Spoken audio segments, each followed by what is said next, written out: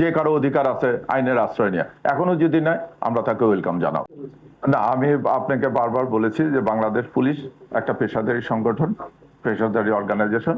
আমি শুরুতে বলেছি যে গণতান্ত্রিক ধারা অব্যাহত রাখা এবং ন্যায় বিচার নিশ্চিত করবে, আইনের যে সঠিক প্রয়োগ এটা আমরা নিশ্চিত করব। আমরা কোনো ব্যক্তি বিশেষ বা কারো পজিশনকে না, আমরা দেখি তার অপরাধের গুরুত্ব, তার কৃতকর্মের গুরুত্বটা, এটার উপর সর্বাধিক গুরুত্ব দিয়ে আমরা তদন্ত করি।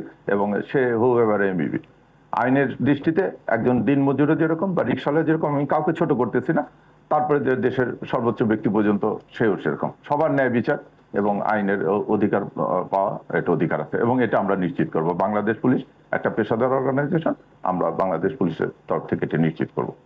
ধন্যবাদ স্যার। বিষয় সবচেয়ে গুরুত্বপূর্ণ মানব পাচারকারী সহ অন্যান্য যেগুলো সেগুলো আছে, এক একজন সময় বিভিন্ন রাজনৈতিক নেতা যারা রয়েছে তাদেরকে সবচেয়ে যে নির্যাতন করা হয় সেটা, এই বিষয়টা না, এরকম কোন তথ্য আসলে আমি বললাম যে অন্যায়কারী কেউ পার পাবে না।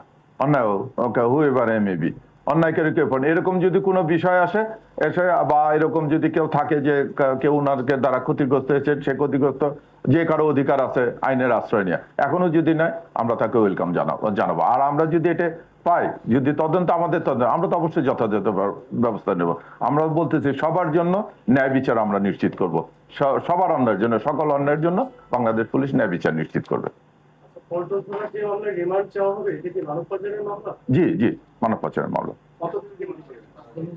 5 দিনের। ধন্যবাদ। ধন্যবাদ সবাইকে আপনাদের আন্তরিক সহযোগিতার জন্য।